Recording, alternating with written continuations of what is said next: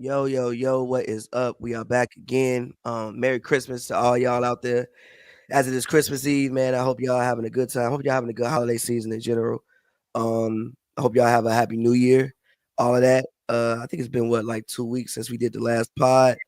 A lot has happened. The in-season tournament happened as well, with the Bucks winning. The Bucks beat who did they beat? The Thunder. The Bucks beating the Thunder and winning. A lot has happened. Obviously, we had a Christmas Day games. What tomorrow? Solid slate of games actually. I think the most interesting one is probably the first one. But like I said, here we are again. And Joe, how you feeling, man? I'm feeling good, man. It's holiday season. It's good to be back here discussing hoops with you. Yeah, it's a good time of the year, man. The 2024 went by super fast. It's been a hell of a year for me, honestly. Been all over the goddamn place.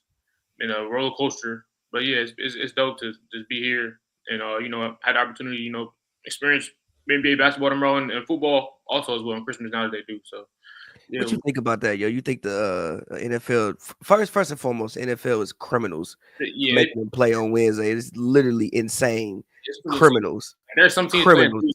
like 2 weeks or something like it's crazy. Like I think the second like they had mad game. Like yeah, they forced The schedule is crazy, bro. Schedule is and it's on Netflix. Like huh? Like yeah, they do. Netflix. They definitely doing a lot. But I mean, I understand. I see why. But I mean, this would have really broke my heart as a kid on a little bit. Because I mean, because the NBA always The NBA was always a thing my that's household, I always yeah. NBA was on the main TV.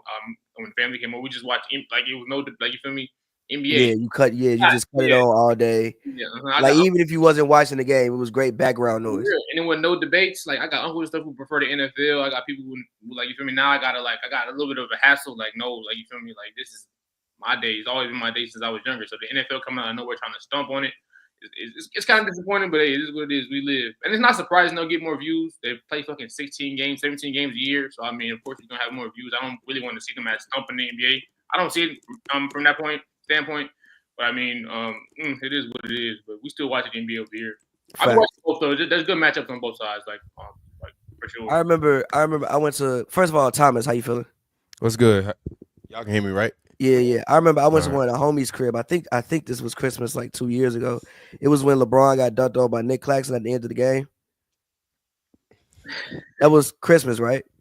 I have no idea. You talking about Lakers game? Yeah, it was a Lakers game. Braun got dunked on by Nick I Claxton don't at know, like the bro. end of the I game. don't watch Lakers No, games on Christmas, bro. what time was Nick Claxton? Not since Kobe been gone. Yeah, Braun got dunked on by Nick Claxton, and I'm like, bro, can y'all put basketball on? They was trying to watch like I think the Cardinals was playing. I'm like, yo, cut the Cardinals off, bro. They played the Nets. Wait, hold on. Yes, that game. It was Lakers Nets. Nets on. Oh, what that was? This one they had KD and Kyrie in there. Yes. Yeah, okay, that makes sense. But I think Kyrie didn't. Kyrie wasn't playing because Kyrie never played as a net. Mm-hmm. And yeah, he got dunked on. I'm like, bro, can y'all please put basketball? I left the party to go watch basketball. But as we said at the end of the year, 2024 NBA recap. I know there's been a lot of talk about the league, which I actually want to get into. As far as the ratings being down, the play style. I think that people are doing a bunch of complaining for no reason. And I think that not for no reason.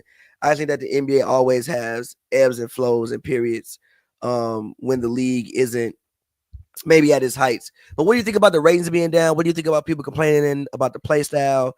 Do you think people are just whining, or do you think some concerns are valid? Some concerns are definitely valid, but I mean, I think it's definitely an overreaction for the most part. I just think the numbers are so accessible, and it's just something to talk about. The fact that the ratings aren't where they normally at is always something to talk about. So people are immediately, and they're gonna all blame the same thing. You drinking eggnog. I don't look at it as like, oh my god, the NBA. I do think the NBA is sort of somewhat facing an identity crisis. As far as the I fact agree with that.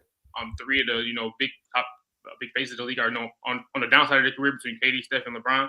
But I don't think it's that big of a deal. I think that right now, kids, especially, I'm around them a ton, so I can like attest to this. I talk to them every day. Spend time hours and hours with them over the years. I mean, they get most of their clips off social media. That's what they Exactly. So they're not watching the games. they're not sitting down and watching a full game, and just for social media in general. Like I like how what they do. They rank the top players who get the most views on social media. LeBron was first. I think Ja was second. LeBron was still first. LeBron was still first. Yeah, Crazy. 500 million views, I believe. Shit. on social media. Who was it? It was LeBron, Ja. Who else? Joe, LeBron, center your camera, Joe, so that way your face in the middle. It was LeBron, Ja, Steph. Tatum was in the top 10. AD was in the bottom 10. I gotta steal this, but I just think that if they can figure out something moving forward, pushing like that'll more, kind of maybe implement social media, maybe allow something like a watch party or something like that to, and just making the games more accessible, like as much. I agree with that. I do think the games are extremely hard to watch. Like the man said, they gotta have a watch party, bro. If they gotta have watch parties for us to watch the games, it's over. I think the games are extremely The W is here to take over. The W is taking over, but I think they're using the right in the right direction, but they're not taking over. Yeah, facts. I think the games are hard to watch for some people. And again, like I said, the league just goes through ebbs and flows. Like we've been having this debate. I think early 2000s basketball was horrible. I think after Michael Jordan retired, it didn't get good again until you start having super teams. And then when you saw the Celtics come in, you saw the interest being revived. And then I think they rolled that super team era. And then that kind of died out. And you're at the point where you just need new people to care about. Like there's no real new storylines to care about. And I think the NBA has done a less than fantastic job of pushing things to make you care about. Like even the Thunder Rockets game. That's a great game. But Thunder Rockets is a game that should have been on prime time at some point in time this season. You can't just keep putting granted, I know we not gonna get that many more LeBron and Steph matchups. So you want to see it as many times as you can see it. But you can't keep leaning on LeBron and Steph all the time to bring in your viewership. You have to do other things that people care about. And again, I just think that we just need new players. I think the international guys aren't as I don't think America from what I understand, I think the game is doing good globally. When we talk about the ratings, we're talking about a American thing. I don't think that there are enough American stars that people care about currently right now. But again, I just think the league goes through ebbs and flows. Like after Mike retired, I think you felt the same thing. Thomas, you disagree? As always, I vehemently disagree and actually change that title so that way it say NBA Raiders, so that way they can, if you tune it in, you probably know what we're talking about. I personally disagree with that. I think, and we had this discussion in person. And we saw and remember the early 2000s, the shit took a dip. No, but that's not what I'm talking about. Okay, continue. Because the ratings after Michael Jordan left dropped 50% across the whole league. So exactly. So us sitting here talking about the 2000s as if Michael Jordan from 84 up until 99 wasn't a worldwide phenomenon. Really, anyone the 90s, no. The 90s. Because the league was still on tape delay when he came in. So really like the 90s was when like basketball really took that like. And people in even when he was playing in the Olympics when he was a rookie, they were talking about, yo, this guy is gonna be the next one. I don't want to hear that. Everybody once Mike got in the league, or actually once that Olympic thing happened, was like, yo, he's the next guy. And then once it happened, the brand, the marketing, and the game took all of it to a height that we would never probably see again. But in my personal opinion, the ratings dropped 50% after Mike left. So this whole conversation where we acting like the NBA is like, like we're a couple years removed from the glory days. We're not. We're about 20 years removed. Well, we're 25 years removed from the glory days. Yes, we are. We're 20. Yes, we are. I don't agree with that. That same chart. That same chart said that basically no season averaged over, I think, 2.3 million viewers for the season once Mike retired. So it's brother, if I said that it dropped 50% and it go down to 2.3, that means it was at 4.6 on a nightly average across the league. But that's not even my point. That's not even my point. My point is that this whole, the league is now in decline is overblown. It's been in decline. And number two, as I told you when we were talking the other day in person, the NBA is the reason why they are struggling. The NBA is the reason why they have all of these kids only watching clips of their game. Because when you had long-form content creators that were creating highlights and creating content in a long-form manner and which people were doing in the early days in YouTube up until literally after the NBA bubble. That's when you saw them take down H&B Media, B Dawkins, Chris Smooth stopped uploading full game comp. All of these guys that has spent all of this time garnering the NBA billions and billions of views with long form highlights of the game, which actually puts you in more of a long form content space to the point where you actually might want to sit and watch a game. That was what kept people still interested in the game. Once they got rid of all of those channels, now you literally only can go to the NBA's YouTube channel for highlights, and the rest of the stuff that you see from the NBA online, it comes in the form of 5 to 20-second long clips. And when it happens that way, you're literally reprogramming your audience to only want to see 5 to 20-second minute long clip. I'm sorry, the 20-second long clips of your media. So yeah, you said it yourself. The NBA is probably, you said the NBA is the only sport where you don't need to watch the game to know to enjoy the sport. Well, they did that. So, and they're continuing to perpetuate that. Even having an article about Oklahoma City versus Houston on your website saying this is not the matchup everyone wanted. What are you talking about? The article should have said, the article should have started and said the hottest 2 young NBA startups go and battle it out. Was that in article a Titanic? on the website? Yeah, it was on the NBA.com website. They said this is not the on the NBA.com. It said this is not the matchup that we want. It was on there. That's crazy. So my point is, they have reprogrammed their fans in the wrong way.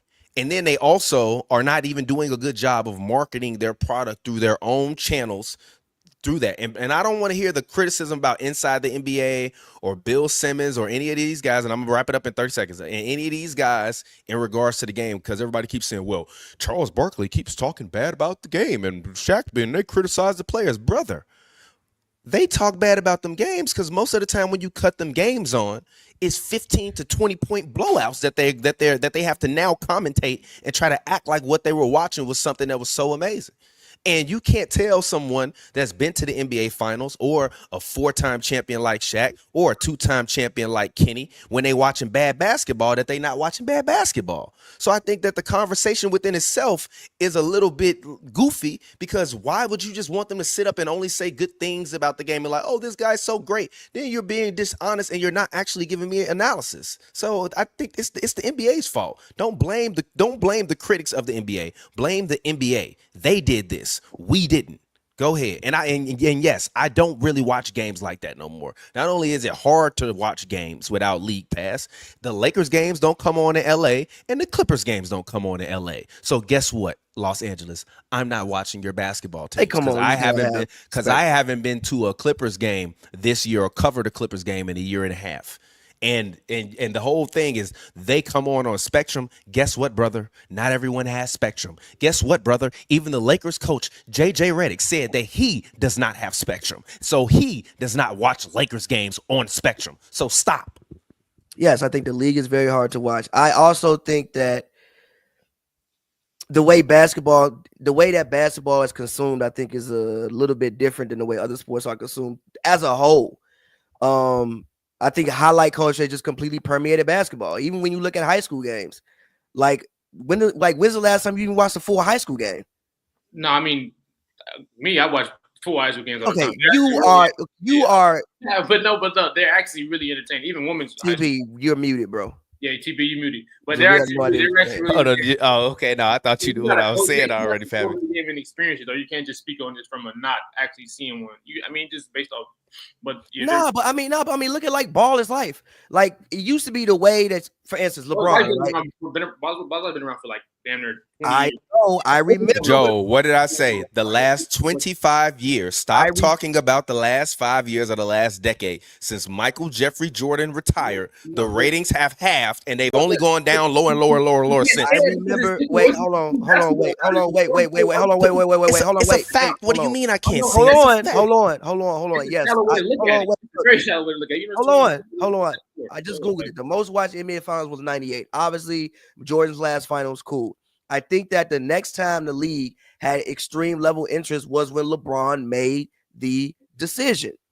That was it was the biggest. That might be a top 5 Yeah, Lewis, thank you. Appreciate you, bro. That is probably a top 5 moment, damn near in sports. Definitely a top 5 moment that ever happened off the court. But even going back to the way you consume high school games, like I remember when Bron and Melo maxed up, you had to actually sit down and watch the game on ESPN. If fucking I still haven't watched a full Cooper Flag game. I've only seen highlights. I mean, literally. But that's you can't compare. Even like Zion. I don't think people even was breaking down the doors to watch Zion. I cleared my schedule to watch Zion versus Lamelo Ball. They had it streaming on one of them on the Balls Like one of them stream. I definitely cleared my schedule to watch Zion Williamson versus Lamelo Ball. I watched it. Actually, I think I like zoned out midway through the game. I watched some of it. I watched some of it. But my point is, as a whole, I think the way that you consume basketball in general, for a multitude of reasons, right? Because I think basketball just, again, like I said, is more highlight based. The way you consume basketball as a whole is just through highlights. And even growing up, I wasn't watching full basketball games. Fuck no. Like I was watching the finals, maybe. If it was I remember watching, I can tell you certain games I watched in full. I remember sitting down and watching when LeBron scored, 28 straight against the Pistons. But I wasn't watching every single basketball game. That's something I started doing when I got older, where I would sit down and watch full basketball games. So I think the way you consume basketball in general as opposed to the NFL, because every NFL game is an event. Whereas every basketball game, and the NBA needs to do a better job of making their games feel like events. They don't really make their games feel like events. 1,000% agreed on that. Now that may be because how are you going to make your games feel like events when you have 2,460 of them a year? And that's what I'm saying. That's not even including the playoffs. That's what I'm saying. My next thing. No, how about we just get some better basketball? Because ultimately, I don't think the product on the floor is not good anymore. Fire fucking games. The Hawks Spurs game this week was fire. Yesterday, Pavy, you're gonna name 4 games. You think the out of 2,460? You think the NFL have been fired this season? I've been locked in. You think every guy? Because I didn't say every game.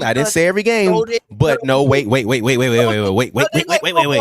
just break this down simple into math. We can just break this shit down simple into math. Because the NFL. For the period of the NFL, especially in America, it always does well. There's 544 NFL games in the regular season. Okay. There's literally 5 times more NBA games. Exactly. I agree with all of that. I get what you're saying. What I'm saying is you're not finna fucking tell me all this goddamn football is good, because I just goddamn saw a 35-0 thing. All of the football ain't been good. Okay, but the majority of it has. You telling me out of 554 games that more than 280 of them was trash? A lot of them been trash. We watch them, but a lot of them been trash. A lot of them been trash, bro. That might be cap. That's what do you consider a fire football game? If a nigga win by 2 scores, I don't think that's that fire. 2 scores is not that fire? Not really. 2 scores in 2024? Much goes into football. Where you can't touch the quarterback no more? That's not that fire. And I don't watch mad football this season. I ain't been at the edge of my seat every damn game. So you been bored every game? I ain't been at the edge of my seat. Have you been bored every game? No, but I ain't been bored with every NBA game. What are you talking about? I haven't been bored with every NBA game. How many NBA games? Compared to, okay, how about this? What year would you consider the peak year of Hoops and Brews? Probably the second Warriors year, maybe. What, 2016? No, we had just started. 17-8. No. I'm saying like the second Warriors with KD, 17-18. I think it's probably the peak. 17-18. Wouldn't that be 18-19? No, 17-18. The first year was 16-17. 17-18. Was 16-17, 17-18. Huh? No, it wasn't. No. The first year with KD was 16-17. The second year with KD was 17-18. Hold on, I gotta make sure you're right, brother. I'm right. It's been a long ass time. Because remember, it was. Oh, actually, Actually, the peak of us sitting down watching basketball was 15-16. That fucking playoff run was goddamn incredible. I'm not talking about that. I'm talking about as far as this show goes. That was the peak, 17, right? 18. Okay, 17, so during that time when you was in your house and watching every single Kyrie Irving game that came on, regardless of what team he was on, you telling me that you watch more games now than you did then? No, I definitely watched more games then. Why? Why do you believe that to be the case? First and foremost, I don't even be in a house like that. I be gone. Like literally when the season started, I wasn't even in goddamn the States, and the shits was coming on at 4 a.m. so I couldn't watch them. Okay, you've been back in the States for a while, brother. Why? I mean, what's going on? No, actually, I still watch the game every single night. But the reason why I don't watch it as much is there's no team I care about more than I cared about the Cavs back then.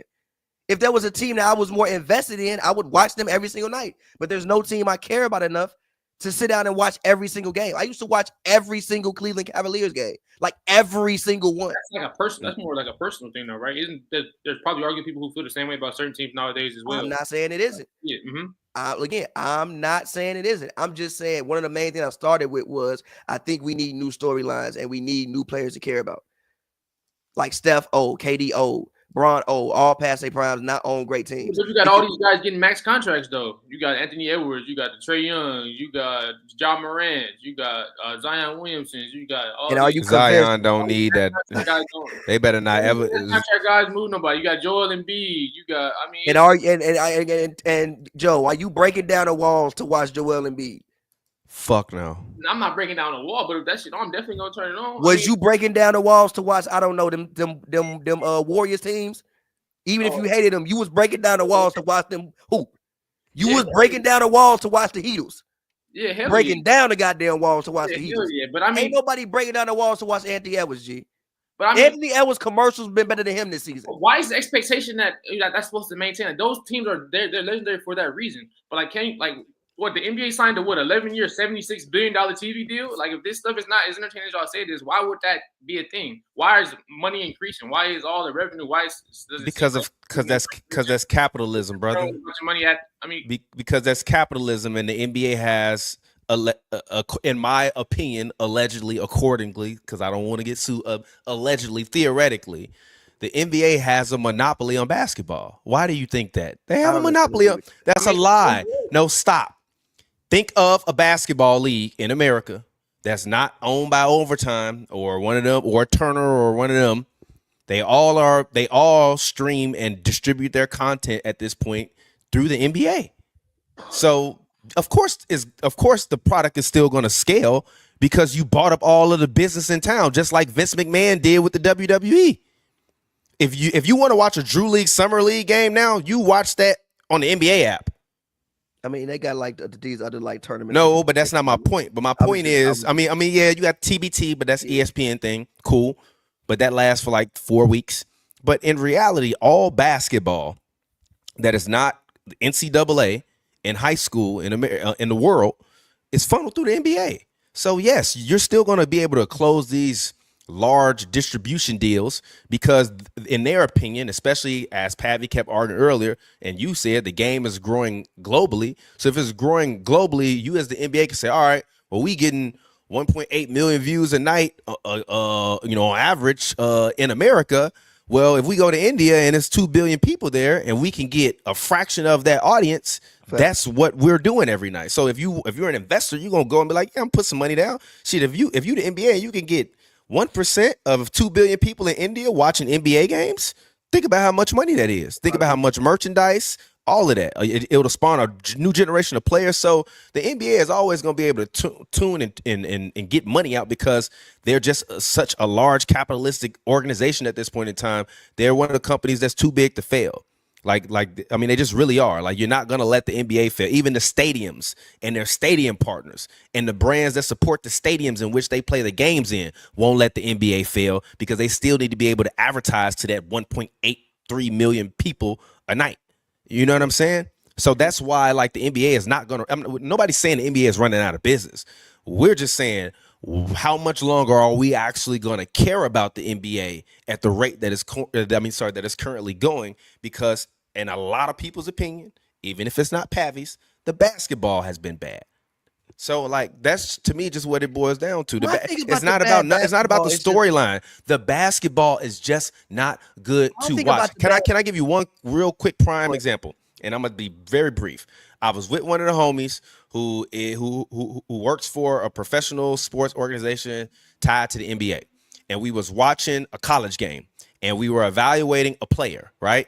And the way that the offense was moving and the coaches was doing, it was a very good matchup.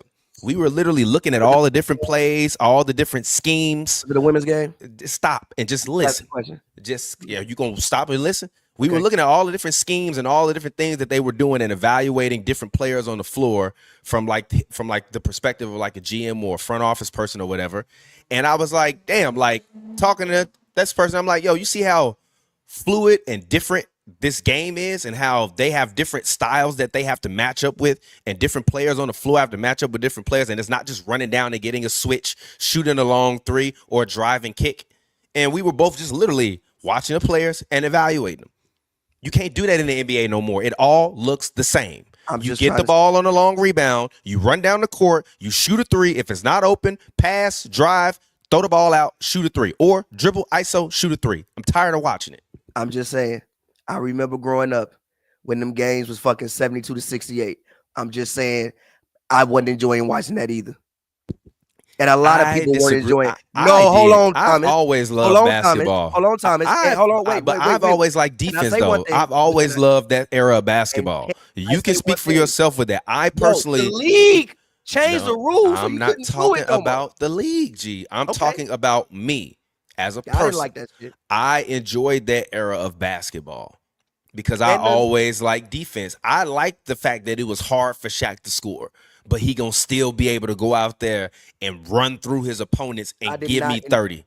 I did not. I like the fact that Kobe would be going off. That AI was out there giving everything he had every single night, chucking up buckets. I love watching T-Mac in them days. I love watching Yao Ming. I love watching Chris Webber. I didn't really like watching Tim Duncan and the Spurs because their style was a little too fundamental and boring. But I did love Ginobili and Tony Parker. Like, even if I did watch the Spurs game, I love watching Amari every night. I love watching Steve. Like, it was so many different players because it was so many different styles. Though, if you think about every player I just named, all different games, all different styles. You can name like 10 guys today. They all do the same thing. People got different styles now, bro. Jokic don't play like nobody Name the top 10 players in the league. They all do the same thing at a base level. Jokic do what Giannis do? That's not true at all. They all do the same thing on the base level. Okay. Okay, fine. You got one different. Okay, now go down the line. AD do what Jokic do? They all do the same thing. They all shoot threes. They all... Huh? Giannis hold on, wait. The only thing Giannis can't do that Jokic can do is shoot. Hold on, pause. Threes. Wait, pause. T-Mac and Kobe did different things? Lie to me. T-Mac, Kobe, and Vince Carter, AI did different things. You gonna lie to me? Yeah, they did. They played the same? They played the same game to you? Yes. How does that make sense? What if it's 5'11"? He's 5'11". T-Mac, Kobe. T-Mac, Kobe, and Vince Carter played the same game. If you want to say AI did it because AI is 5'11", fine. AI was still chucking up shots, shooting 39%. They played the exact same way. All the power forwards, for the most part, played the exact same way, especially in the 90s. My point is all of the NBA players, regardless of the position today, theoretically play the same fucking position. That's my problem. When you get this is what happens when you get positionless basketball. You get trash ass basketball. You want to know why the NBA is failing? Because these stupid motherfuckers thought, oh, we don't need positions no more. Let's just have everybody be able to shoot threes, rebound, get assists, and with no defense and no good fundamentals. Yeah, they're all skilled, but even the fundamentals in the game is just lacking. The fundamentals are just lacking. I'm gonna keep it G with the you. skill is better. I agree with JJ Redick. The skill is better than Ronald Cycli post-ups when they was dumping the ball to Ronald Cycli 20 times. My point is the game was different every night. The games are the same every time you turn on the fucking TV. The only difference is the star player. They all do the same shit. Zach Edey is fucking 7'6", shooting fucking threes from the top of the key. Shut the fuck up talking to me. Shut the fuck up talking to me. Wemby, Victor Wembanyama, my son. I agree with you. And now I'm about to turn into the Joker. Victor Wembanyama, my son. 7'6", 7'6". Shooting threes all game long. And you want to talk to me about justice? But have you seen watching Wemby play? You want to talk to me about ratings? But have you seen Fuck out of here. But have you seen Wemby play defense? And have you ever seen any human being play defense like Wemby? No, but gee, come on, bro. You leave that part out. Come on, bro. What are we doing? Wilt Chamberlain, but none of us saw it really. Now what? You got to go back 100 years. You got to go back 100 bro. years. You went back to the goddamn. Wilt played 100 years ago. You went. Wilt played 100 years ago. It was like 50. It was like 50 years ago, bro. Round that shit up to the nearest 100, you get 100. That's crazy. No, bro. Wemby is the youngest player. Didn't Wilt play in 79? What the fuck you talking about? Playing no goddamn 79. When did Wilt retire? Like when did Wilt retire, bro? We were playing at 79. What the fuck? He was like, no, I'm just trying to say. In my mind, I'm trying to do the math. I was trying to do the math. 72. G. I think Will retired after like. Okay, cool. Still, I can guarantee you this. And that would no, shut up. I can guarantee you this. If he was fucking playing now, he wouldn't be shooting no fucking threes. He'd be doing. Probably be shooting threes. Wilt. He would probably be shooting threes. Why would Wilt Chamberlain shoot threes? He would be trailing on the clock. He'd be trailing Joe, do you understand that Wilt is like Wemby, but with a 40-inch vertical or 44-inch vertical? Wemby is arguably more of a talent than him. Merry Christmas. I'm about to go be a father. I'll talk to y'all later. Get the fuck out of here. By the way, hey, Thomas, by the way, Zach Edey has taken 15 threes this year. I just want to say that. 15 threes this year. And he's actually what kind of fucking drugs you on? And he's actually shooting 50% on threes. I just want to say Pavy, why are you still arguing my point and making my point for me? 15 threes is not that many. Todd McCullough, it's been 30 games in the season. Todd McCullough shouldn't have been on the court. Todd McCullough wouldn't be in the league right now. Because you have to be able to shoot threes. No, Todd McCullough wouldn't be in the league. You got to be able to stand out there, big fella, and shoot threes. He wouldn't be in the league anyway because he ain't got foot speed. He had no lateral movement right now because that was the era where you was getting big motherfuckers to get 6 fouls on Shaq. And the league didn't think that basketball was great because they was. You got to stop it. Can we just stop and say you getting big people to get Shaq? You got to stop acting like Tim Duncan, David Robinson, Akeem Olajuwon, Karl Malone won in the league. They went in the league when Shaq was dominating. They was 40. Karl Malone was dominating in 2002. Tom McCullough ain't get drafted in 2000. What the fuck you talking about? When they was I will throw my motherfucking microphone out this window if you sit up here and act like Tom McCullough got drafted in 2000. When did Tom McCullough get drafted? Tom McCullough. Come on, how you spell Tom McCullough? Tom McCullough career was over in 03. He was picked in 99. And he lasted 4 years, literally. After he got his ass whooped by Shaq, he was out the league. He got picked in 99. You want to know why he got drafted in 99? Because you needed big people. Fine, you got it. Fine, you got it. Got drafted in goddamn 99 because you needed big people to get 6 fouls on Shaq. How big was he? Tom McCullough. He was 7 feet 280. 7 feet 280. He was 7 feet 280. Not in the goddamn league right now. But he definitely still would, G. Tom McCullough not gonna Taco Fall made the league, G. Nah, for what? Taco Fall played for like 18 games, bro. He still made the league. And then took it. He still Fall Dunko bro in China. Technically, stop. Technically, Bronny still made the league. He could never play another game in his life. He still made the league. By the way, I don't want to hear it. By the way, real quick question: Have you ever seen Taco Fall Dunko bro in China? He annihilated that man, bro. He annihilated that man, bro. But Come on, Joe. Let's talk about Joe's favorite player. Let's talk about Joe's favorite G Leaguer. Who's my favorite player? Are you talking about Bronny? Bronny's been dope. I mean, he's been amazing. He had a 30-point game. I think he's averaging over 18 points. This man said Bronny been amazing. G, do you know that Mac? G.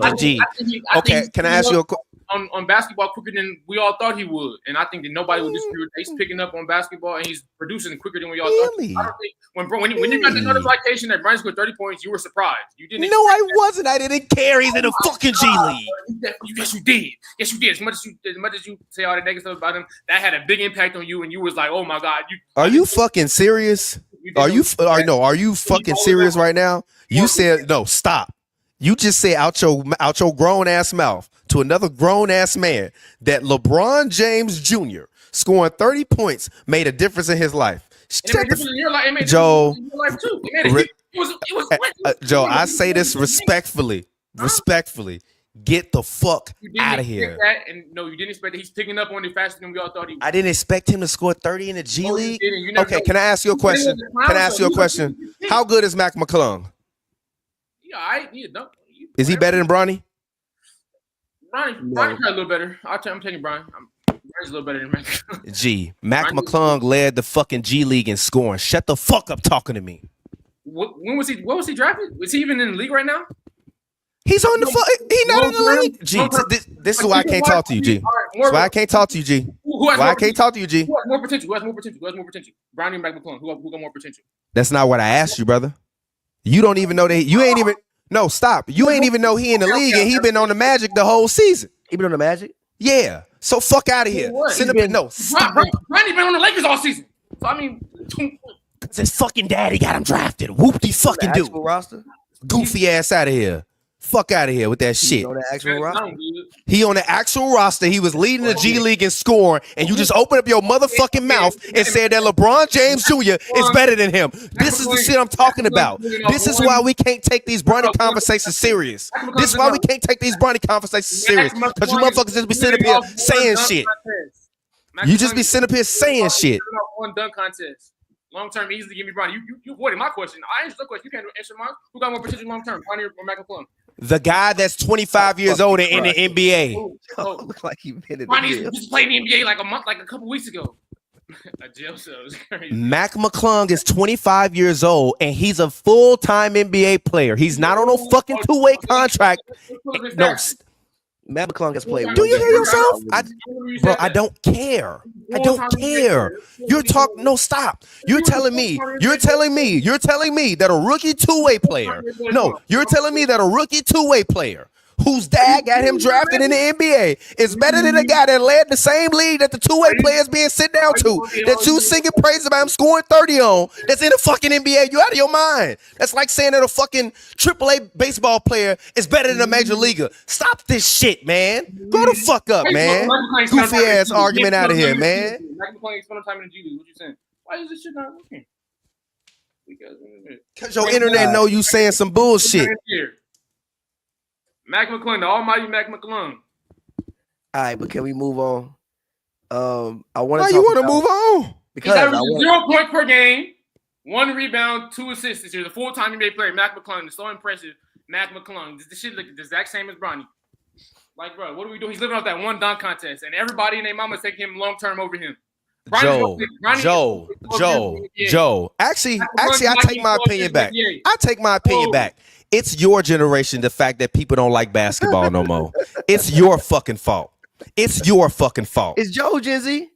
It's your fucking fault. Yes, it is. It's your fucking fault. You and your generation and these stupid ass nonsensical arguments are the reason why people don't fuck with basketball no more. Stop and just let me finish real quick. Stop and just let me finish real quick.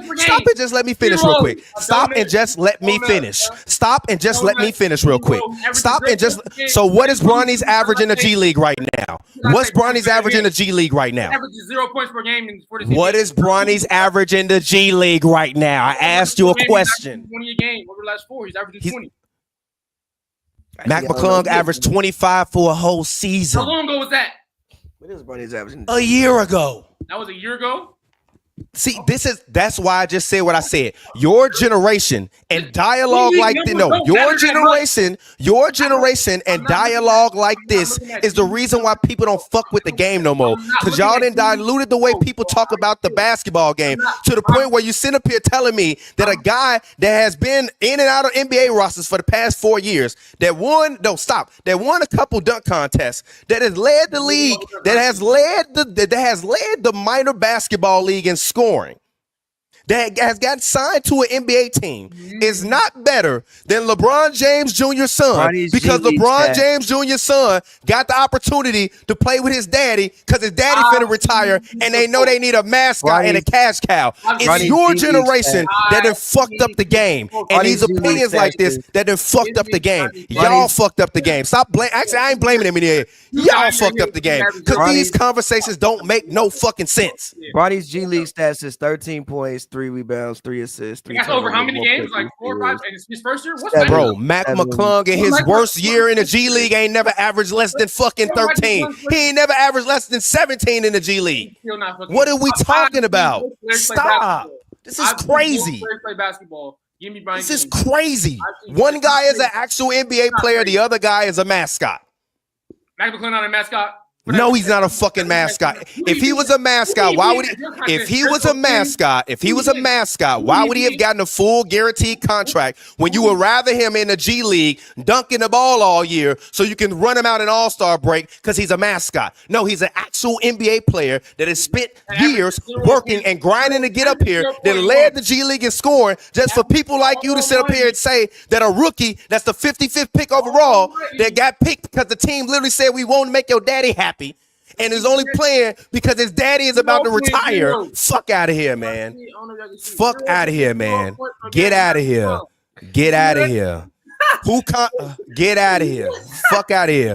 Who on a 2-way contract? That's the hill he died on. You hate Bronny so much that you take. How is it about hate? How does this make? If Bronny was Joe Schmo, if Bronny was Joe Schmo's son, see, if Kenyon Martin was still in the league and Kenyon Martin Jr. got drafted just because Kenyon Martin was great and he was trash, I would be saying he was fucking trash. But he ain't trash. He can actually play. He's a real NBA player. Fuck out of here with that. I cannot believe this. It's opinions like that that have fucked up the game. You dying on something. No, it's not about dying on no hill. I'm talking about actual hoopers. You sit up here telling me that a guy that averaged 13, that's averaging 13 in the league, where a guy averaged 25 in the league, is better than a guy that averaged 25 in the league than a guy that's averaged 13. Fuck out of here. Blindfold windmill dunks and you dying on this. You're ridiculous, bro. You're ridiculous, bro. Thank you, Big Fiend. This goofy ass shit out of here, man. No, he don't. He got into his motherfucking daddy retire, and they say, "Oh, you've been trashed the whole fucking time. You not even better than Mac McClung, but you sold some jerseys. So thank you for your service. We'll see you in China." There for Bronny, regardless. Bron gonna have his own team. Bron gonna sign him there. Then he gonna flourish. He gonna be saying "ni hao." That's what he gonna be saying. "Ni hao." He gonna be saying "ni hao" or "hola." Fuck out of here. LeBron James, Rich Paul, and those boys gonna have it in a situation to beat. How do you say hello in German? That's what he gonna be playing on Frankfurt. Remember you said Bryce was better than Bronny. Was gonna be better than Bronny. That was another horrible Bronny. Who? Like, you just reaching the same. You said that shit. You said that Bryce is still 16. You said Bryce was gonna. Bryce played his first game for Sierra Canyon, scored like 6 points, but you was so hell bent. Bronny was ever the best player on his team. Bronny was the best player on any of his teams. Name a team in which LeBron James Jr. was the best player on his team. He was the best player on any of his teams ever in his whole life. No, I asked you a question. Was LeBron James Jr. ever rated the best player on any of the teams he was on his whole life since he was 14? He's obviously the best player in the G League right now. He's obviously the best player in the G League team right now. Obviously, he's averaging 20 over his last 4 games. Boy, you need the. It's y'all. It's people like y'all that have fucked up the game. Let's talk about something else. I got to get up out of here because this is ridiculous. And I don't give a fuck who heard it, but it's bullshit. And y'all fucked up the game with these goofy ass takes, and that's why niggas don't watch, because we got to hear about actual NBA players being compared to a guy that got drafted because his daddy on the team. And you got the nerve of you to be like, well, Bronny gonna play in the league because LeBron gonna get a team, and then LeBron gonna put Bronny on his team again. The fuck does that mean? You can dance all you want to. That don't make you right. 0 points, but you died on him. Dude averaging 0 points per game. So let's say Mac McClung gets sent to the G League. Who averaging more points? What's Bronny's average? What is he averaging? What is he averaging? 13, 3 and 3. No, in the league. That's a good question. I would love to know that. And I would love to know the games that he played in. And how many minutes he played in them games. Fuck out of here, man. The biggest microscope, arguably, we didn't see in a very long time. Bronny is averaging. No, he's not. No one cares about him. Bronny is averaging 0.6. Because you talk about him incessantly. No matter how many times I say, Joe, stop putting the shit in the group chat. You keep dropping Bronny shit in the group chat. How many fucking times I've said, stop talking to me about Bronny, and you keep dropping Bronny shit in the group chat? That never happened? That never happened. I never said, stop dropping Bronny shit in the group chat. I don't give a fuck. He not a real hooper. I didn't say that. I didn't say that. You didn't put a message in there saying Bronny scored 30? You didn't put a message in there saying Bronny scored 30 after that? All right, then. Stop it, man. Stop it. Just say you a fan, and it's cool. You a mega hater overboard. I'm not a hater, but stop talking about this guy like he's a real NBA player or on a level with real NBA players. He is a mascot. He is a mascot. He is a mascot. He is a mascot, and it's okay that he's a mascot, but he's a mascot. Let's stop it. That's where it begins and ends. He's a mascot. And it's honestly a shame. It really is. Because if it was anyone else, it wouldn't have fucking happened. And that's the problem that I have with it. But 76ers, they in trouble. What you think about them? I was talking to Glass and Malone the other night. He said he still think they got a chance to turn it around. What you think? Yeah. I mean, when your best players on paper, because I mean, obviously this year they haven't been themselves. When your best players on paper are Joel Embiid, Paul George, and Tyrese Maxey. Tyrese Maxey had a hell of a game last night, willing to win. I think you always got a chance, but I mean, it's on the will of what basketball is always based on. It's luck and health. Those guys can get on the court, they can get a stretch. They said they're all on the court now. They can get a stretch from now. They play a couple months straight. They get some rhythm. They get some chemistry. They get it going. Paul George gets his legs under him. He starts to look like Paul George a little bit. I think you got something there. It's, Philadelphia, they still got Nick Nurse, NBA championship coach. You got solid role players. You got Yabusele. You got Drummond off the bench. You got all these guys. They drove the chemistry over time. You get some guys on the court, and you can make a run. And the East is not that. The East is not the West. You don't need 45 wins, 40 plus wins to make the play-in. You don't need you don't need 45 plus wins to make the play-in over in the East Conference. You can get all you need is about 40 to 45 wins, and you'll be in that conversation. So if they can keep guys on the court and B can get some wind under him, they'll be fine. But it's a big if. I wouldn't bet on that shit, but it's possible. I can't hear you, Tommy. Oh, my bad. For me personally, I don't think that it's over for Philly. I did actually, because I thought their record was much worse, and I found out that they were only like 2 games out of the play-in, which is why I also think the league is just so watered down too. Like it's just watered down. Even them making the play-in, that like waters the product down.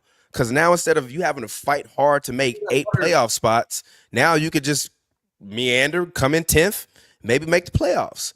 It gives you another intense, event towards the end of the year. Like it kind of matches the NCAA. It's like an NCAA tournament all over again. It does nothing for the competitive nature of the game. How? They're fighting for their life for them playoff spots. And they're not fighting for their life for them playoff spots, brother. No, they aren't. Yes, they aren't. No, they aren't. Yes, they aren't. Because if they were fighting there for the life for them playoff spots, no, they're fighting for play-in spots, not for playoff spots. No, they're fighting. They're in the play-in. No, playoff spots. As a 10 seed, you got to win 2 games in a row. That's some real. Look. If it was teams 1 through 8 that was getting selected to the playoffs, right? The Lakers would literally have had no chance the past few years. Not the past. Or they would have been forced not to meander around and continually go between that 7 to 10 spot like they've been doing for the past few years. And we'd actually get some real effort out of these guys. But the play-in has not helped the game to me. It hasn't. It just diluted who actually is the good teams that get to make the playoffs. Now basically everybody get to make the playoffs. Everybody don't make the playoffs. Play-in ain't the play-in. Yeah, yeah, but you got to be like the worst of the worst in the league not to even make the play-in. The play-in ain't the playoffs though. I know it's not. It's not per conference, right? And it's 10 make the play. It's 20 teams per conference now, in terms of who is all playoff eligible. Huh? Because if it's 10 teams total, including the play-in, then if that means you're playoff eligible. You mean it's 10 teams per conference? Yes, so it's 20 total teams that are playoff eligible now. So that's what I'm saying, bro. Now, literally, you got to be one of the bottom third in the league to not have a chance to make the playoffs. That takes away a lot of the competitive spirit versus having to be one of the in the top 60 percentile in the league to make the playoffs. You the 10 seed, you get smoked that first game, it's over. I mean, yeah, but that's what I'm saying, Joel. Everybody can get the opportunity to get to that point, and that don't mean you the better team. That just means you lingered around in the middle of the bottom for long enough to maybe get there. What is the difference between the 10th and the 8th seed? What is the difference in games? It's usually not that big of a difference. It's usually about 1 or 2 games that got them. It doesn't matter. You're talking about like they're not bottom feeders. No, but what are you talking about? You telling me 1 to 2 games a night and guys taking back-to-backs, and when if they didn't play that game, they might miss the playoffs, don't make a difference in the competitive spirit of the game? Not really. It's still it's How can you say that? It's still there. Like, I mean, it's not there though. It's not there. If you're between 7 to 10, you just have to exist in there, and then you just play. 1 or 2 games it's not the difference between a great team and a weak team and a bottom feeder team. That's not. I disagree with that. Look at the Dallas Mavericks last year. What this fifth seed? Yeah. Huh? What do you mean? A game difference puts them in the 6th or the 7th or the 8th seed. It makes a difference. Those teams are fighting to get to the top 6 versus them all trying to fight to get to the top 8. They avoided the playing completely. So, I mean, I don't really see how you can use them in your argument. No, I'm not talking. No, I'm saying that if they would have lost 1 or 2 more games, then they would be in the play-in. And that's the difference. They made sure they were not in the play-in. I remember even the narrative for them at the end of it was like, yo, we got to finish strong so we don't end up in the play-in. Versus all the other 8 teams that's meandering in that spot. Come on, baby. All the other 8 teams that's meandering in that spot, just like, yo, if we make the play-in, make the playoffs. You're telling me we got better basketball out of the Mavericks so they can avoid the play-in. So you're telling me the play-in motivated them to play better basketball, which means the play-in is decreasing. No, I'm saying avoiding the play-in made a lot of teams last year play better basketball at the end of the season. Also, that means the play-in increased quality of basketball, then, right? No, it didn't, because you still have Joel. Did you not understand my original point? I heard you. You just said no, you didn't. You clearly didn't comprehend what I said. You clearly didn't. So let me re-explain it. You said if there are 30 teams in the NBA, 16 used to make the playoffs. That's like 53%. That's half the league. You increase that now to 20 teams having a chance to make the playoffs. That's now means that only the bottom third, which is the worst of the worst in the league, don't have the opportunity to make the playoffs. So inherently, now instead of you getting the cream of the crop at the top, you got a bunch of bullshit in the middle that still gets the opportunity to make the playoffs. When is the HC considered bullshit? Bro, an 8 seed is beating a 1 seed before. What are we talking about? How many times has that happened, G? Once in the. It still happened. It still happened. It still happened. It still happened though. Another week, you don't want to die. So you saying if you're the 8th seed, you don't have the opportunity to make the play? You don't have the opportunity in the. That's not. That was once in the last 16 years. That's no. Exactly, Big Fiend. But I gotta go be a father. Y'all have fun. Merry Christmas. I love y'all. Pavy Joe, take it away. All right, brother. No doubt. 76ers. They're in trouble, obviously. My point with the Sixers is just like I don't think that they'll ever be able to build the camaraderie that they need. I think they have a really weird team situation going on now. Embiid is, dare I say, I don't think he's healthy, and I don't think healthy exists for him anymore. Paul George, I won't say he looked like he fell off a cliff, but he don't even look like the same Paul George that we saw last year. And granted, I know he's had 2 knee hyperextensions back-to-back this season. I mean, Maxey looks great. At this point in time, I think it's damn near Maxey's team. I mean, even last night in the game that they played against the Spurs, you know, Maxey was the one down the stretch hitting the big shots. It wasn't PG, it was Maxey. The rookie they had with his Jared McCain, if I'm not mistaken, McCain, he got hurt towards meniscus. So yeah, I mean, I think that they can still as it stands right now. If I'm not mistaken, I think they almost in the play-in. I think they can make the play-in, but as far as like what they can actually do as a basketball team, I don't think it's much. And if I look at this Sixers team, how does it get better? I mean, me personally, I feel just off the strength of the fact that they have an NBA Usually talent is what gets you wins. Talent is what translates to wins in the playoffs, what translates to wins in the regular season. And you can't deny the talent they have. They have 3 guys when healthy are pretty much bona fide guaranteed all-star between Maxey and Is Paul George a bona fide all-star anymore?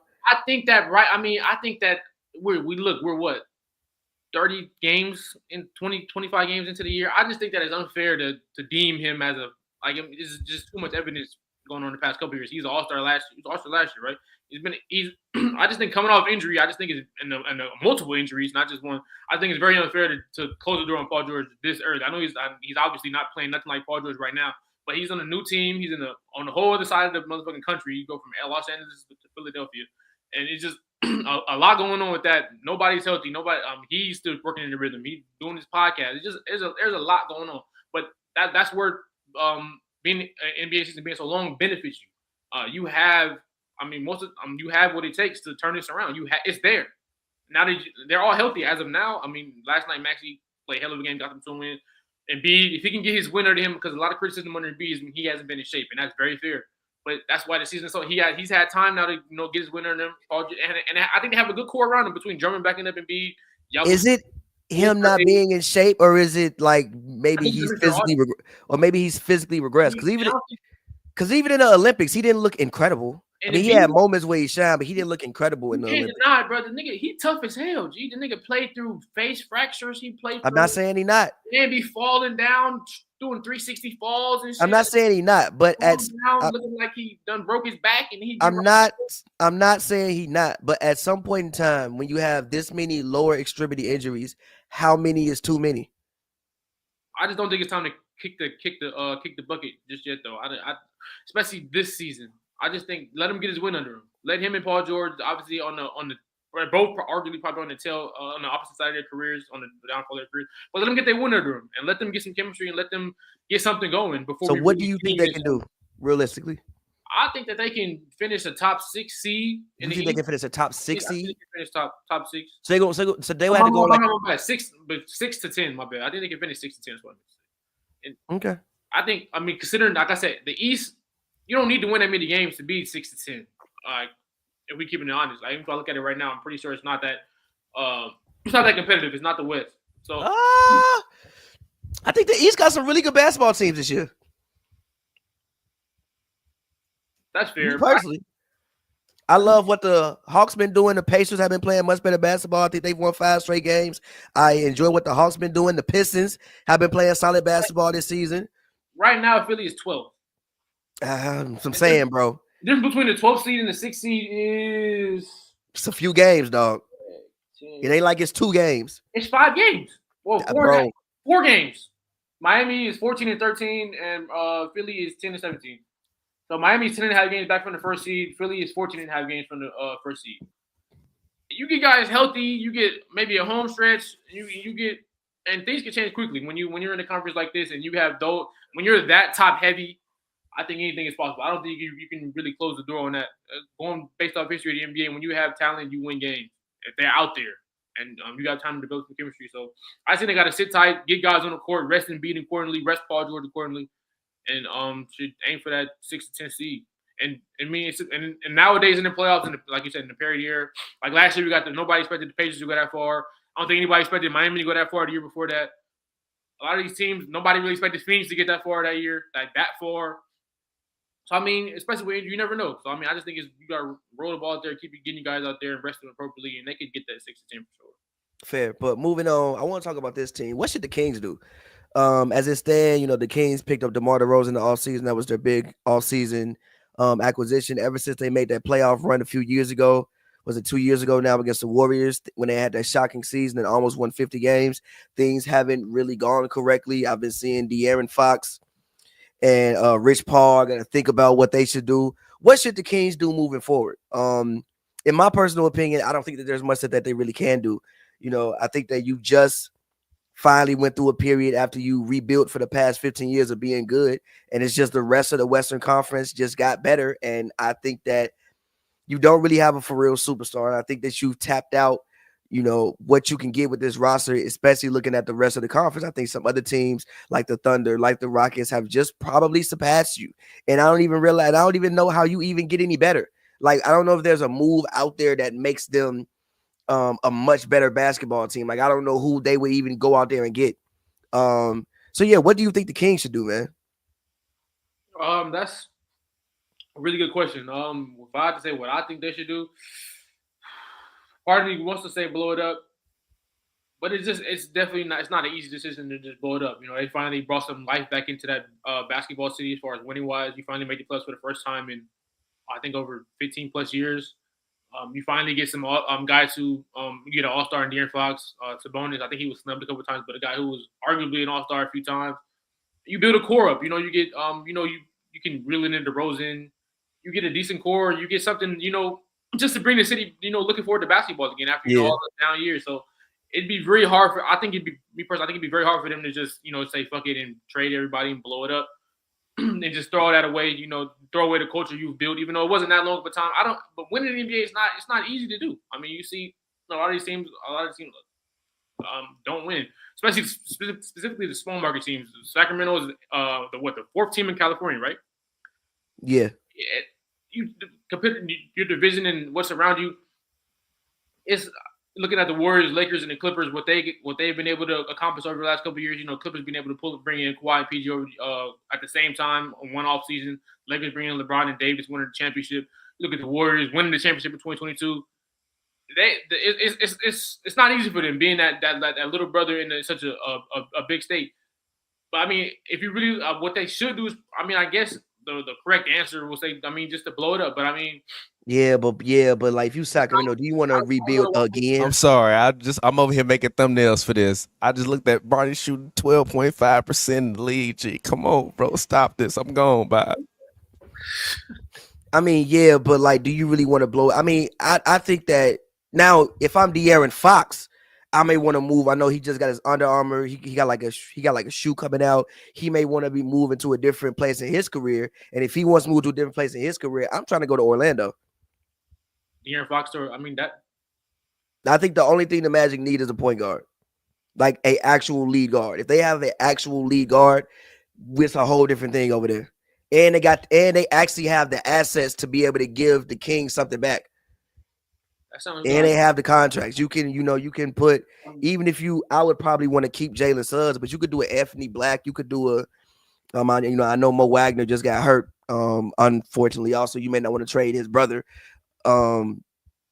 Franz's brother, you may want to keep him on the squad just because they cool. Well, they're cool. They're brothers. But you could do it, Jonathan Isaac. You can definitely mix and match some things, and get De'Aaron. So and De'Aaron has a deal coming up. I think De'Aaron's contract is over next year. So the clock is ticking on this increment of the Kings. You may probably need to do something different, but I don't think blowing it up is what you want to do. Just because it's Sacramento, when you saw how long it took last time to even get something good. So I think it's just a tough situation that they're in. But I think the first thing that goes is the coach. They'll probably look at Mike Brown first, because the first thing that usually goes is the coach. I think the main thing with them is they just haven't been able to be good defensively to this day. Like even when they were winning 2 years ago, they weren't good defensively. They just haven't been able to be good defensively, and I think it's really, really hurt them. Bringing in DeRozan don't really help that. Yeah, bringing in DeRozan don't really help that. And also DeRozan is just, and DeRozan, like, he was better than what they had, and I respect him for trying, but I don't think that was the player that they needed. I think they needed like a fuck. Well, maybe a DeAndre Hunter or something like that. Yeah, like a DeAndre Hunter, a Mikal Bridges, a OG, something like. Yeah, I feel you. Something like that, more so than DeMar DeRozan. But you got to commend him for trying. Again, in Sacramento, and he was better than what they had out there. But I don't think that was the answer. And Keegan Murray hasn't really progressed the way you would want the fourth pick in the draft to progress. That's fair as well. I think that you thought Keegan Murray could be like a 20-point per game scorer, or like somewhere around in there, and like he just hasn't been that so far for you. And I think that that's really where you miss out. And you maybe could have went and took the money that you gave to DeRozan and gave to two people if he was a guy who could come out there and get you 20 points a night. Because Sabonis is playing great. De'Aaron is doing his thing. I like some of the pieces that they have on the squad, but they just don't have that extra oomph that some of the other teams have in their conference. But moving on, I actually want to talk about the Clippers, man. The team that I still check in with him. Like I said, I haven't been to a game this year, but I still check in with him. I think, if I'm not mistaken, as they stand right now, I think they're 6th or 7th. I think, if I'm Yeah, not they're mistaken. six, currently at 17 and 13 in the West. Currently at 17 and 13 in the West. There's been rumblings that you've seen pictures of Kawhi at practice. James Harden has been playing really well. Norman Powell's been playing really well. Zubac just had a 20 and 20 game Yeah, I locked yesterday. that in on sleeper, my boy. You feel me? Yeah, I was so mad when you like pick Zubac. I'm like, damn, bro. No, I had to lock that in on sleeper. You feel me? I'm like, damn, bro. But so the Clippers are playing really, really good. I've heard rumblings that they are looking to get Jordan Clarkson. What do you think about the Clippers, man? Like, I think that this team I would not say that they have potential to win a championship anymore. No. But if Kawhi Leonard comes back and can look some semblance of Kawhi Leonard, if he can come back and get you 20 points a night, because really that's what they need. They need more. Their defense is good, but they really need more offense. Like, I know we talk about James Harden, but James Harden is shooting 39%. Like, yes, he's navigating really well, but he's shooting like an asshole. Stop, bro. I think he's shooting like an asshole. That's what he's supposed to do.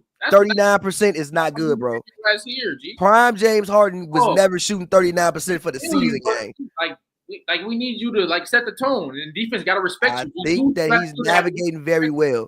But that's all. I think that he's navigating very well. But if your main guy is shooting 39%, that's why they are offensively challenged the way they have been. So if Kawhi Leonard can come back and, like I said, he can give him that 48% from the field, get you around 20 points, I think this could be a second-round basketball team. And shit, when I look at the West, I'm not really convinced on anybody besides the Thunder. I mean, the Nuggets with Jokic, I think that depending on matchup, I'm not gonna discount Jokic and Jamal Murray, even though I say my things about Jamal Murray. So for whatever reason, he get in the playoffs and he just get better. I've been hearing rumblings about them making a move as well. I know somebody's talking about the future of Zach LaVine. I've seen Zach LaVine being linked to the Nuggets. I don't like that for the Nuggets if I'm the Nuggets. But when I look at the playoffs, let's say if it's Clippers Rockets, I'm taking the Clippers, bro. I'm taking the Clippers over a lot of squads. If this is healthy Kawhi or no healthy Kawhi. I mean, he got to be on the court. Kawhi, I mean, if Kawhi is on the court, give me the Clippers. But if no Kawhi, I'm not. Well, yes. I might have to go with the Rockets. Because no Kawhi, they gonna hog tie James Harden. Hog tie James Harden. Hog tie. Who would I hog tie? That's gonna be James Harden. Amen Thompson, Tari Eason, Dylan Brooks gonna hog tie James Harden. Hog tie that man.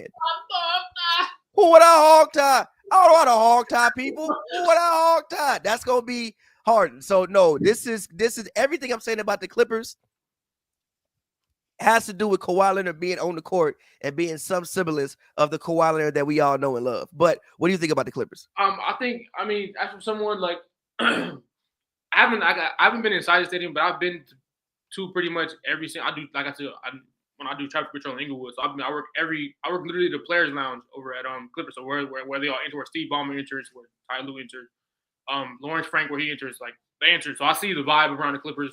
It was really, really, really popular. In the beginning of the season, they were selling out. It's a little dying down now. But the Clippers, I really want to. First of all, I want to get a shout out to their fan base. I mean, their fan base is a lot better than I thought they would be. A lot of people wearing gear. I thought you said Lil Durk for a second. I'm like, nah, their fan base is a lot better than I thought they'd be. A lot of people wearing gear. Durk coming to no games, no time. A lot of them trying to recruit me. A lot of them wearing gear. So it's looking good for them this year. I really, like I said, I know Harden's from 39. Question. Not to cut you off, but like you being in Inglewood, you being around the stadium, like, do you think that the Clippers have a legit, loyal, growing fan base here in LA? And where would you say most of the Clippers fans are located? Like, what do they have in common? Where are they located?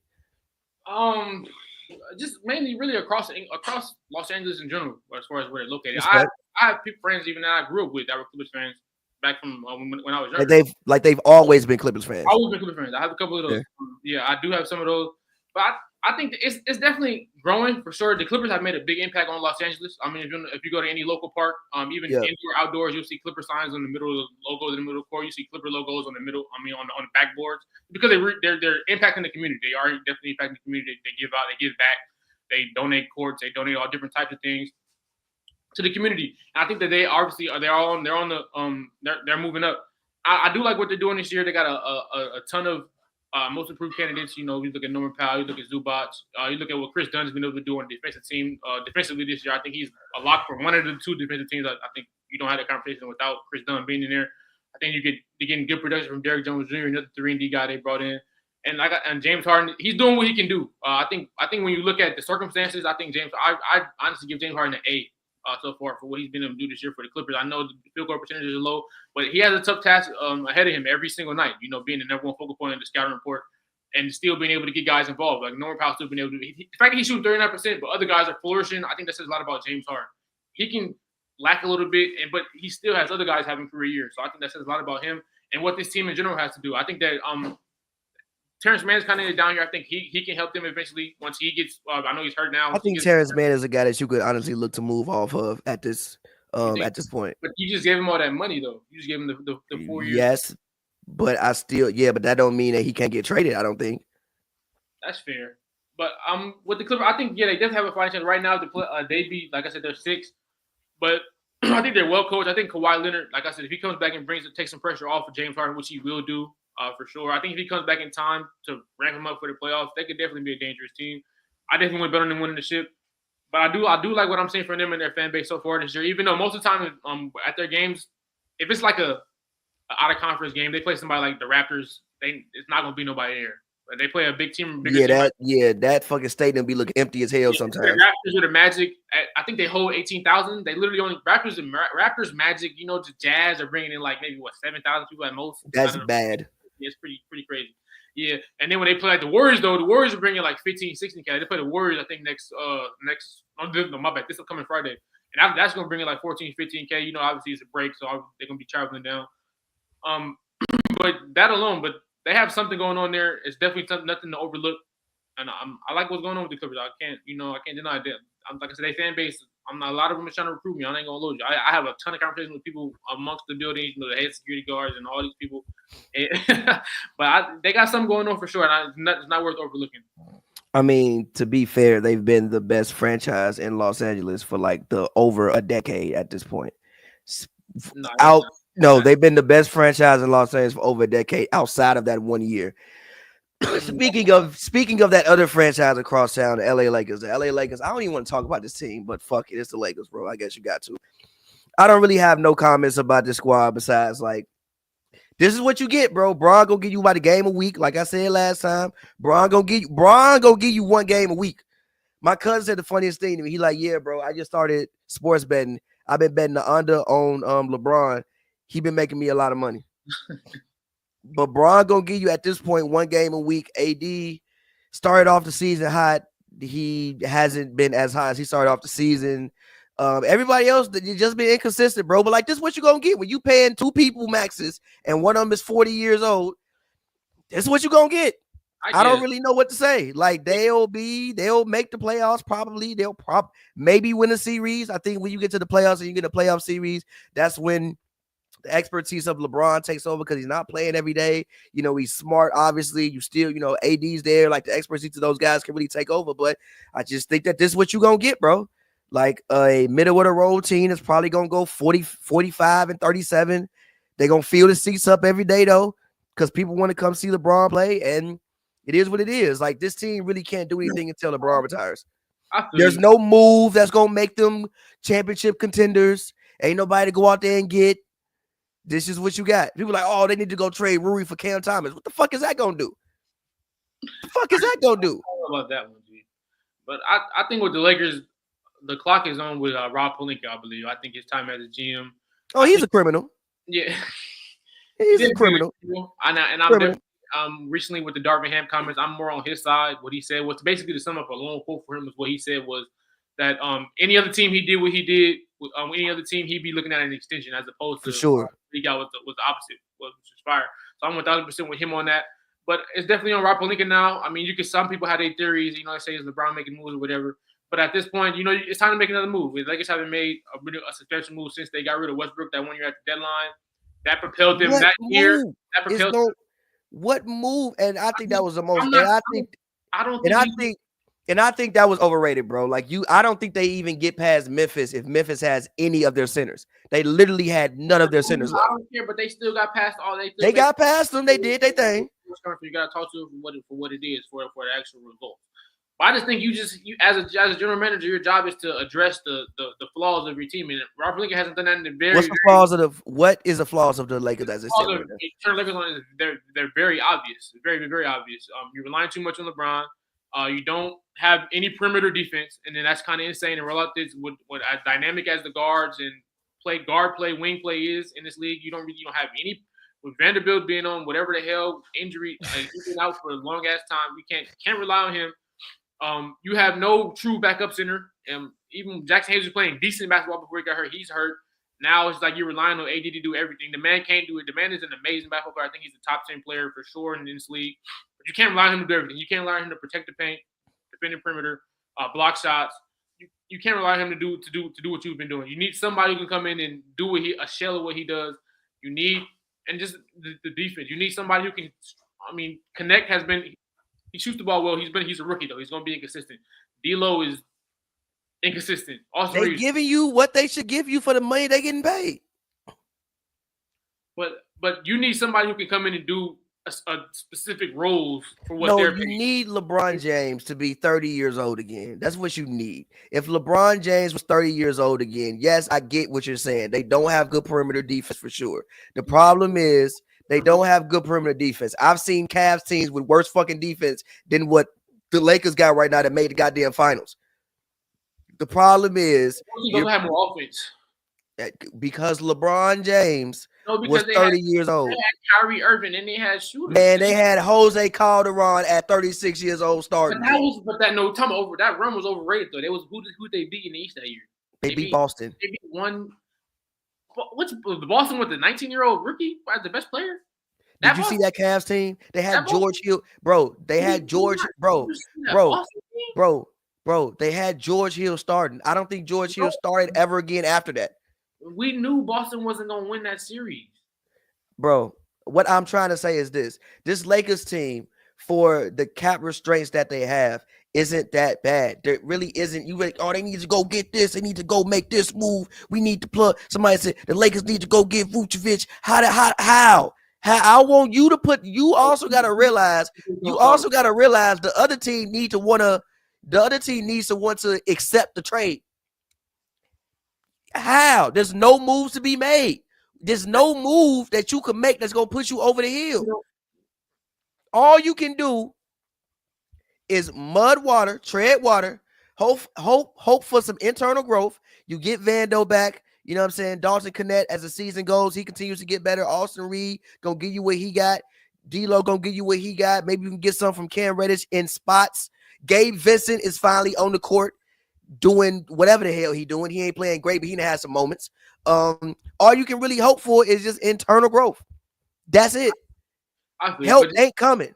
But one thing we can both agree that the Lakers have glaring flaws in their roster, and as a GM, your job is to address those. And he's had an off season. He's had plenty of time this year. He's had the biggest flaw last year. He's had plenty of opportunities to address the biggest flaw. The glaring flaws the Lakers have, and he hasn't done that. So. The biggest flaw the Lakers have, and I love the man to death.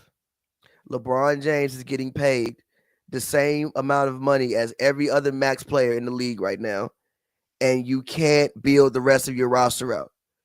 If you have two people on the max, especially with the new apron rules, and again, the Lakers are family owned, if I'm not mistaken. It ain't like they got the same ownership as Bro from the Suns, who just want to spend whatever or even the Clippers. Steve Ballmer literally wired $500 million. He wired the cash for the four, then spent $2 billion on the stadium. They said he was trying to buy half of Prairie Boulevard. They had to stop him. The city had to tell him no. Half of what boulevard? Prairie Boulevard, and that's the street into a dome is on. Like, bro, the man wired $500 million, then paid another $2 billion for the stadium. This ain't the type of ownership the Lakers got. The Lakers are Genie Buster owner. That's a family-owned organization. It's just the Lakers. So we just look at what it is because it's the Lakers. The Lakers have also been terribly run God bless the dead. God bless the man. But ever since they gave Kobe that poison pill contract, which was a god-awful deal, they have been a horribly run franchise. You should have gave him the money for everything he did for you. But that don't negate the fact it was a terrible contract for basketball reasons. That shit was terrible. It wasn't god. You should have gave him the money. He deserved the money for everything he did for you, and they made that money back by people coming to see Kobe Bryant in his last years. They made every single dollar plus some back on that contract. But they've been a terribly run franchise outside of the fact LeBron James woke up one day and said, you know what? I want to live in Los Angeles. And now that's, You don't think them giving Kobe that money is part of the reason why LeBron James wanted to come? No, I think LeBron James wanted to come because he wanted to live in Los Angeles. Have you been to Cleveland? Have you went from Cleveland to Los Angeles? I've never been to Cleveland. Listen, when this ends, I want you to go on YouTube, type in Cleveland, Ohio, and pull up a 4K visualizer of it, and ask yourself if that look like someplace you want to go. Actually, I'm familiar with Joakim Noah. I'm familiar with Joakim Noah. No, fuck Joakim Noah. I want you on this Christmas Eve when you get off to go on YouTube. Pull up a visual. Actually, no, don't do a visualizer. Find one of somebody driving around the streets of Cleveland, and then you tell me why LeBron left to go to Los Angeles. I am in my crib right now, crying, laughing. I got this on in the background while I'm clipping this shit up. I'm crying, laughing. He said, "Go turn on the visualizer." And you tell me why LeBron decided. LeBron's Cleveland is different from the normal Cleveland, though, ain't it? Like, LeBron's in Cleveland. Like, you feel me? He living in the best neighborhood the Cleveland got. Brother, it's still Cleveland. It's like if you lived in the best neighborhood in Indianapolis, it's still Indianapolis. It's like if you go to the best neighborhood in Victorville, California, you are still in Victorville, California. You been to Victorville? I have been to Victorville. I've been to, I think shit. I bet they got some beautiful $10 million homes out there. You still in fucking Victorville, G. It's only so much you can do, no matter where you at. But point is, for the Lakers, yes, I do think Rob Pelinka has been a criminal. Number one, you win a championship based off defense, then you go get rid of all the fucking defense and get Montrezl Harrell. What? Just get the people back who helped you win a championship ring like any normal citizen would do. So, yes, I do think Rob Pelinka has been a criminal. You know what I'm saying? Keep firing coaches, recycling coaches. It ain't the coaches.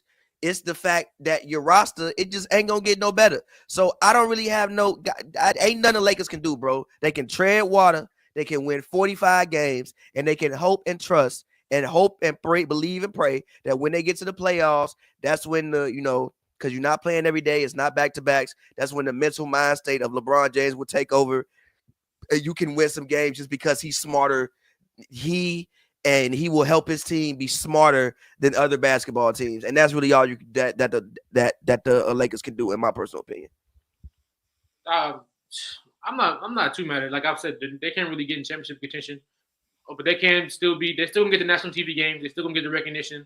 Like I said, LeBron could be on his farewell tour as soon as next year. So I mean, that's gonna bring in a ton of revenue. He need to be on his farewell tour next year. He need to be on. If LeBron James plays 3 more, I don't want to I love that man, bro. That man is my favorite athlete of all time. But I swear to God, I better not see LeBron James playing basketball in 2027. If we are sitting on Christmas Eve, 2027, doing this show, and LeBron James still hooping, I swear to God, I'll be irate. I will be irate. That's you why need to go be a businessman, bro. People who say LeBron James isn't washed now don't give enough credit to his prime. If you don't think he's a shell of what he for himself, he's definitely washed. For what he's cooked. He's very washed. If you watch him on a 99 basis, like there's plays where LeBron makes, I'm like, well, he look like me out there. I'm like, damn, bro, how's that? He don't look like you. He still looks much better than you. He still looks much better than you.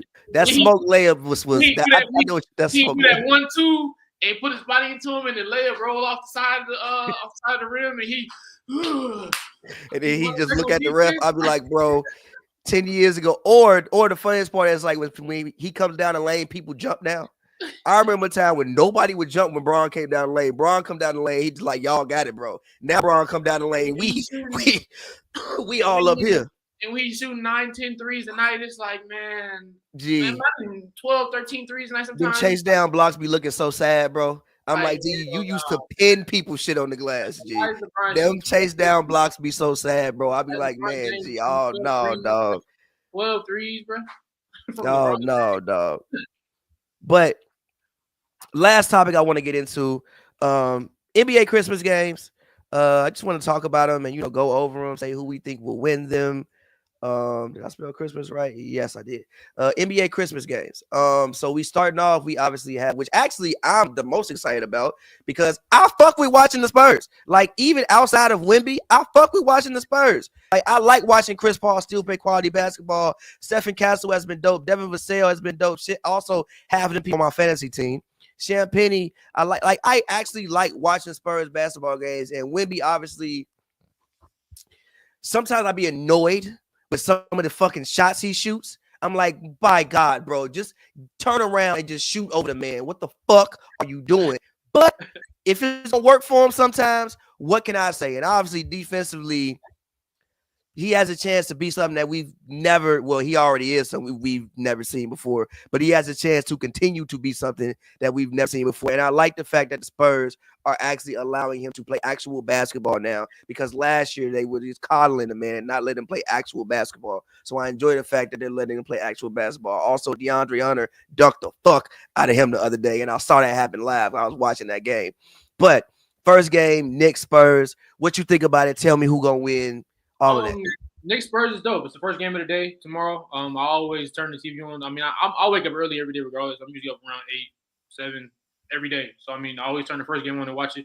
I'm with you. I got high expectations for this game. Is Wemby's in the Madison Square Garden. You know, over the years we get great performances in the Madison Square Garden. We hear time and time players again talk about the atmosphere there just elevates you. Players, I mean, they love basketball so much in Madison Square Garden. They'll literally cheer for the opposite player if he's doing his thing.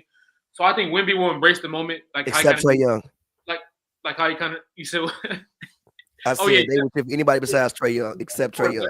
Well deserved. Trae Young is. I mean, you understand why he's been busting their ass for years now. But Wemby will embrace the moment just like how he did in the Olympics when he embraced that moment to really, carry. Well, not carry.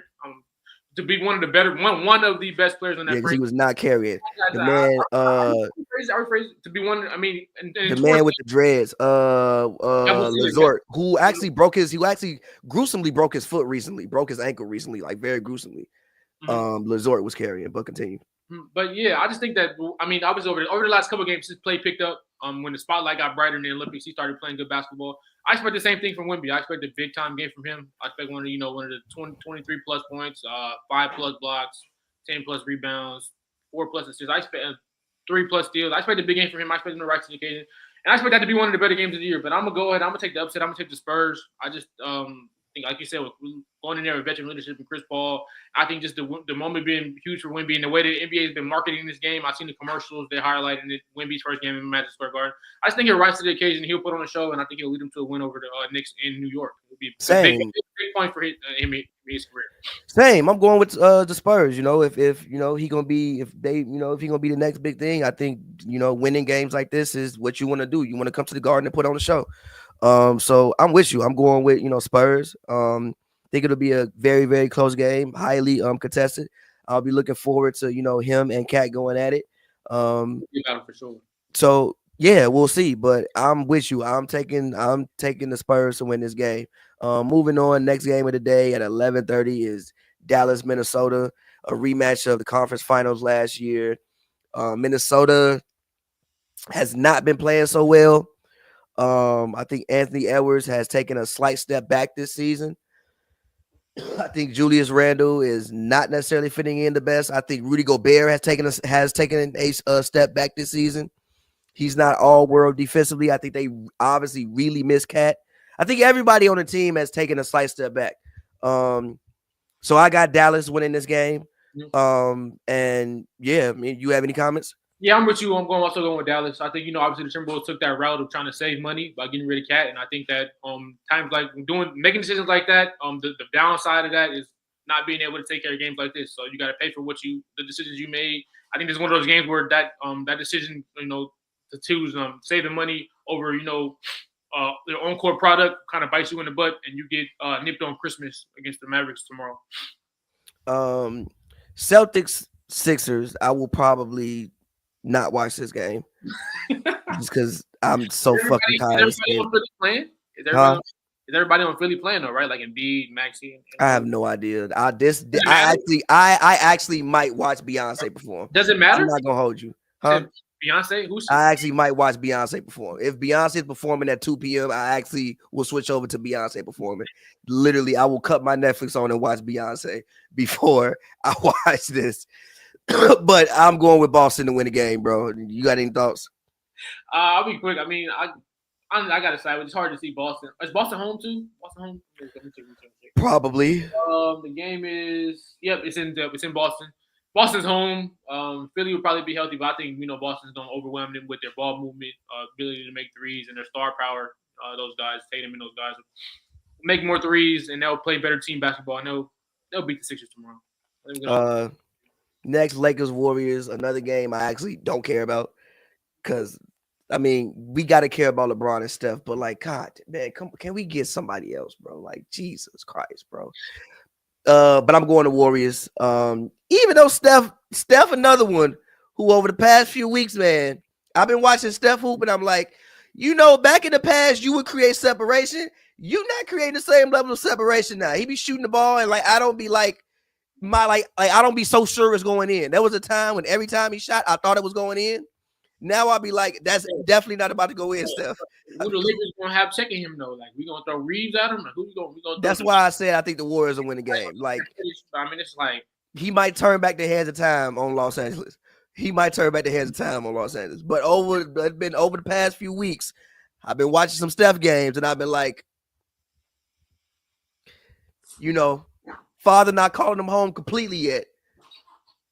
But that's fair. I mean, I'm rolling with the Lakers in this just because I'm biased, and I think the Lakers, they have enough firepower to beat them. So I think they'll do it. They've been playing good basketball lately, even though they did smoke one to the Pistons. They got swept by the Pistons this year. I think that'll light a little more fire on them. I think LeBron is trying to pad all his Christmas records, all his the total points and whatnot. So I think he'll for sure show up. I think Davis also hold it down. I think them being on the spotlight, just being a bigger game it is, I feel like the Lakers will rise to the occasion. So I got the Lakers winning that game, and I think it'll be competitive, and I think it'll just be good for nostalgia. Just the good, like you said, one of the last LeBron Steph matchups we'll see. One of the last probably 3, 4, 5 matchups we'll see LeBron versus Steph bearing injury. So I think the Lakers will rise to the occasion, and they'll snip the Warriors tomorrow. Facts. And last but not least, the nightcap, we got Nuggets Suns. They just played actually yesterday. And then the Nuggets beat the Suns. I think the Nuggets it feels like the Nuggets record is worse than what it is, but they're actually a few games above 500. I don't know why I feel like they're actually at 500. 16-11. Yeah, but it feels like they're actually at 500. Russ has actually been he's been a good addition to them. He's actually unfortunately been their best defender, which, oh my God, that's not a good thing to say, but he's been their best defender this season. He's actually bringing something to the team. But so and Devin Booker I think he's still out with a groin injury. I don't think he'll play. So I'll go with the Nuggets to make it 2-0 this week over the Phoenix Suns. Yeah, especially if D-Book is out, I'm probably gonna decide with you on that one. Just off the strength of the Nuggets being pretty much honestly a better team. You're led by Jokic. I mean, I do think Nurkic is a really good matchup for Jokic because he has the strength. And, they battle with each other in practice over years. But I probably will also slide with the Nuggets as well, just all around. I think that they run a little better, and they got the chemistry a little better. The Suns are also dealing with trade rumor issues. There's a big rumors that they'll be landing Jimmy Butler soon, and there's a lot going on over there. So I mean, yeah, I'll slide with the team. That's intact with the Nuggets as well. Fair, but let's get out of here, man. Like I said, I want to wish all y'all a Merry Christmas out there, man. I hope y'all enjoy yourselves. Hope y'all spend some great time with your family, eat some food. I'm actually going to be trendy and go to dinner. Like, I'm going to STK tomorrow. I'm going to be trendy and go to dinner on Christmas. You going by yourself? No, I owe somebody a hangout. So I was like, yo, I'll take you out. Because yeah. But anyway, man, Joe, get your plug in. Tell the people where they can find you at, and yeah. All right, y'all. Yeah, it's been a great episode. Nice talking with you, brother Pavy. My man. Yep, I'll see you soon, bro. My dog. Instagram, Joe R. Wilson. Twitter, @the_Joes. Yeah, it was good. Shout out Thomas as well for having a conversation earlier. Yeah, we out. And with that, I'll talk to y'all later, man. We will holla at y'all. Peace.